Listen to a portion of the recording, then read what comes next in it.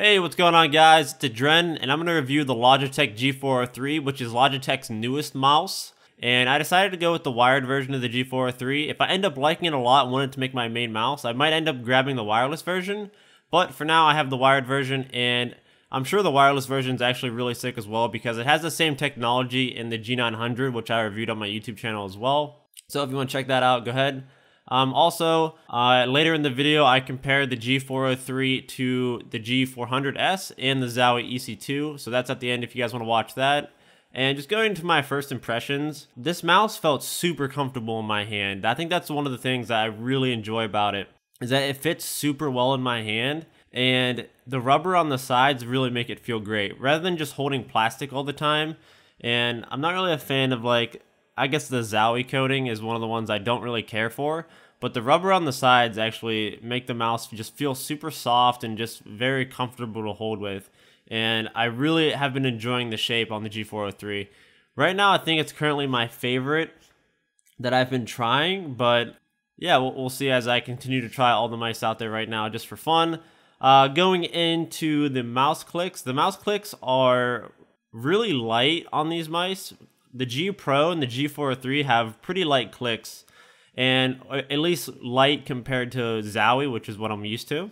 And there are many times where I've been just swiping my mouse left and right trying to turn around, where I would actually, accidentally click the mouse 1 button and just randomly shoot. But the clicks are actually super satisfying, and I actually do like that they're light.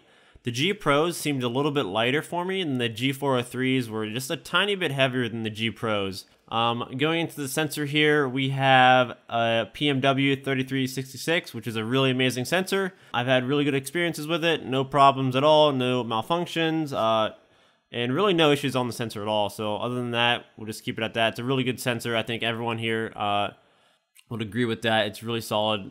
The weight is actually 87.3 grams, which is really light.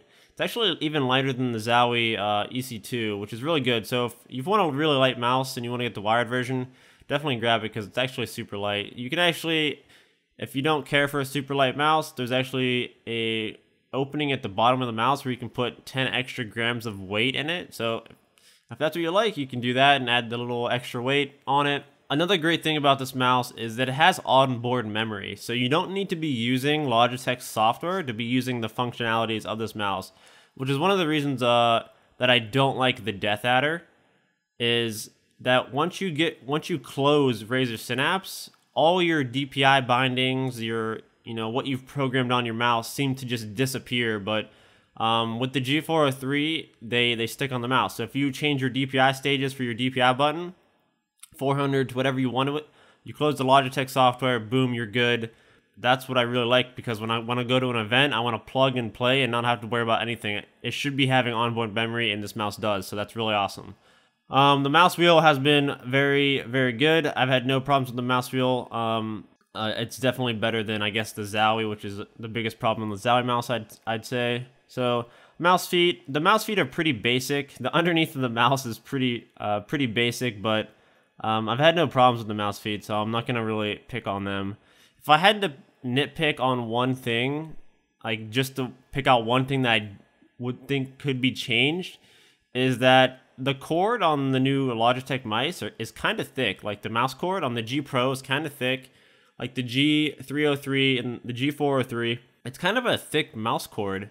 But at the same time, I guess this mouse is wireless if you wanted to get the G403 wireless. So if you really had a problem with the cord, you could just go wireless. I mean, the mouse cord is definitely flexible and whatnot, and it hasn't really bothered me. Going into the comparison here, we have the G400S on the left, the G403 in the middle, and the Zowie EC2A on the right.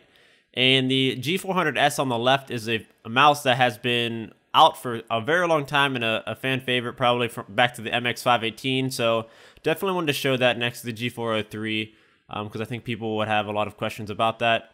And next to the EC2, which is basically the competitor to the G403. The G403 feels a little bit bigger in your hand than the EC2, so the EC2 feels a little bit smaller in your hand. So I would have to say the G403 is kind of in between the EC1 and the EC2 in terms of how big it feels in your hand. I think it's because of the right-hand side hump is a little bit bigger on the G403, so it feels more filling in your hand compared to the EC2.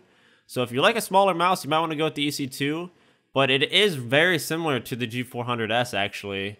And I think if you were a fan of the G400S, I think you would find this mouse pretty comfortable in your hand, and I don't think you'd really be complaining. I think the G400S is a bit longer than the G403, but they're really similar, honestly. Thank you guys so much for watching. If you have any questions, put them in the comments below, and I'll try to answer them. Thanks for watching, guys. Bye.